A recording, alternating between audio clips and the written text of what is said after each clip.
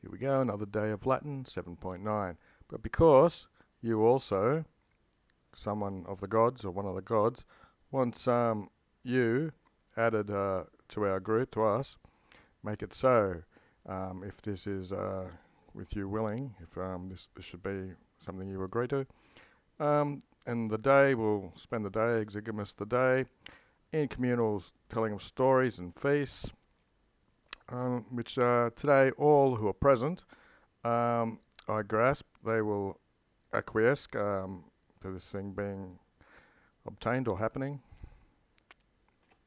10. Then he, to arrive, supervenere usually means unexpected, to this stories, people who are not called, equidem is usually first person, so you could say from his own point of view, it is thought a disgraceful act to just turn up whenever you want when you're not called for these stories, but to rush into a party which is prepared for others of your spontaneously, not even to Homer, without any note or stigma.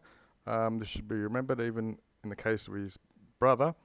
And see that you don't, what have we got?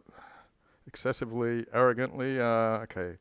There's 3 in your case, and it happened to Menelaus that there was only one person that happened to in the case of such a great king. Okay, so he's complaining that there's 3 newcomers when they're historically, according to Homer, what he cited, there's only one person turning up. 11. Then everybody was helping or pleasing and all agreed. Maybe they're exhorting praetextus. Looks like they're flattering him and a bit begging to invite him, these newcomers, to the common consortium, which is the gathering.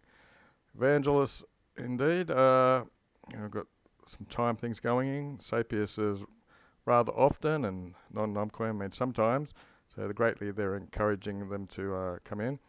And with him, equally, the plural, all the other people with him, they should enter, the entering people. 12. While this is going on, inter hac evangelus, tempered by the petition of all of them, so it looks like he's obeying, or they've all gone in, everyone is petitioned to. And he said, of M. Varro, I think his book is not unknown to you from the satires of Macrobius, which is inscribed or called. You don't know what evening will drag along or will happen, in which the number is defined with these conditions of the numbers of the convivians, of the partygoers. So the number's defined so that you should not have minor less than are of the graces, gratias, neither should they be more numerous than of the muses. Okay, so it's like a certain amount of muses, etc. Hic video. Here I see just as many of you as there are muses, tot quot correlatives, with the exception of the king of the party, or the head of the feast, the guy they're honouring. What then are you seeking injected or added to this perfect number? That's probably why. Why do you want to add to it? 13. And Vetius inquired. He said, this, that's probably accusative, your presence shows us that we are filling up the number of the muses and the graces, which to this festival of the gods it is fair to and fitting of all the gods. Okay, so Principus, I think they're treating that as a god as well in the lobe. So we'll fill up the amount of muses and graces, which is fitting to the feast of the gods and etc.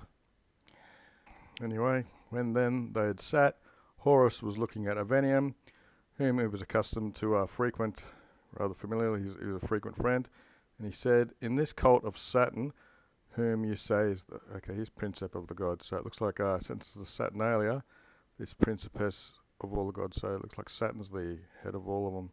Thought that might have been referring to the muses and graces, but it principis is it's also used for emperor and etc. So it could be of Saturn. Anyway, your right is dissenting from this very religious race of the Egyptians. Okay, so it's just pointing out the difference. For these, neither Saturn nor Seraphim himself they received into the arcana of the temples. You take the H out of that, and it just means like it's the box or the fortress of the temple or the interior. As far as the occasion, I don't think that's setting. It looks like the death of Alexander of Macedon. So they didn't have this god Saturn before the time of Alexander's death.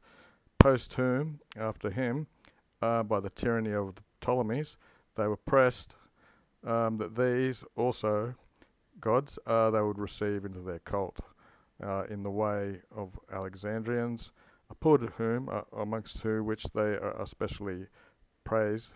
So that's a little clausulet, and then ends with they were forced. So they were forced after Alexander by the Ptolemies to receive Saturn into their cult. 15. Thus, nevertheless, they obeyed this order, and not altogether. Okay, so that they didn't altogether confound the observations of their own religions. That's how they did it. So they did so it didn't disrupt the normal thing. For because, normally when you say for because, you can either just say for or because, not together, because for because doesn't really make sense. For it was never fast, it was never lawful religiously for the Egyptians with flock animals or with blood, but with prayers and incense alone, they placated their gods. However, with these two advanas, which are foreign or new arrivals, hostias, which are the sacrifices, in the way of mactandering is killing. So the two new gods needed bloodshed of victims. So a shrine, fanas, shrines were located, plural, outside the pomerium, which is the area outside the city, so that these sacrifices could be done and cultivated and praised with their soul and blood, etc. But nevertheless, the urban temples inside of the city, they were not polluted by the death of these flock animals. And so, no town of Egypt inside its own walls receives either a shrine of Saturn or Serapis. One of these, scarcely with difficulty, I hear, has been admitted by you, but you celebrate this accusative here, Saturn, or even with the great honour amongst yourself, so that vowel's a bit diluted. So if then there is nothing which is prohibited for me to know, I want you to prefer or bring it all out into the open, into the metal. And non numquam, sometimes. Pretty simple word for the day. There we go.